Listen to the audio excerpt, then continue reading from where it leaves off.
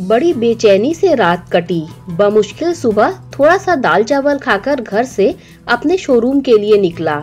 आज किसी के पेट पर पहली बार लात मारने जा रहा हूँ। ये बात अंदर ही अंदर कचोट रही है।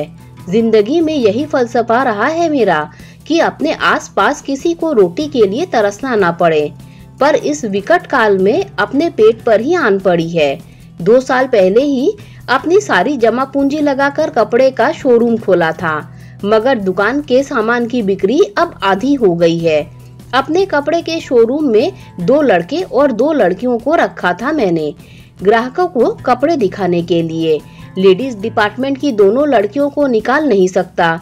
एक तो कपड़ों की बिक्री उन्हीं की ज्यादा है, दूसरे वो दोनों बहुत गरीब हैं। 2 लड़कों में एक पुराना है और वो घर में इकलौता कमाने वाला है।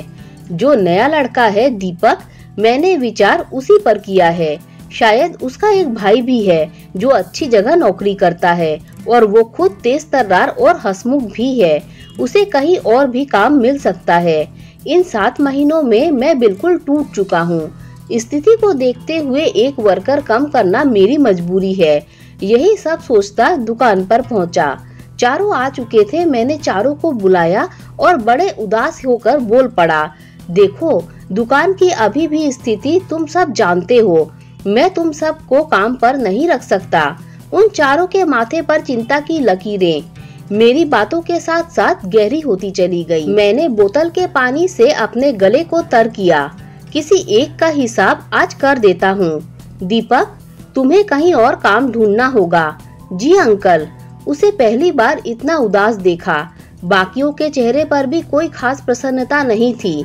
एक लड़की जो शायद उसी के मोहल्ले से आती है कुछ कहते हुए रुक गई।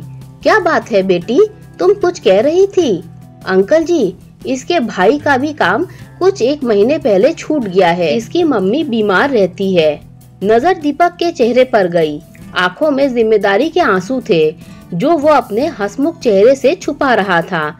मैं कुछ बोलता कि तभी एक दूसरी लड़की बोल पड़ी, अंकल बुरा ना माने तो एक बात बोलूं? हाँ हाँ बोलो ना। किसी को निकालने से अच्छा है हमारे पैसे कम कर दो। 12,000 की जगह 9,000 रुपए दे दो आप। मैंने बाकियों की तरफ देखा।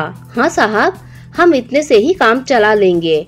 बच्चों ने मेरी परेशानी को आपस में बांटने का सोच मेरे मन के बोझ को जरूर कम कर दिया था, पर तुम लोगों को ये कम तो नहीं पड़ेगा ना?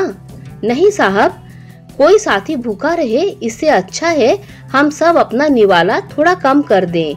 मेरी आंखों में आंसू छोड़ ये बच्चे अपने काम पर लग गए, मेरी नजरों में मुझसे कहीं ज्यादा बड़े बनकर। दोस्तों, अगर कहानी अच्छी लगी हो तो लाइक शेयर सब्सक्राइब कीजिए। Thank you.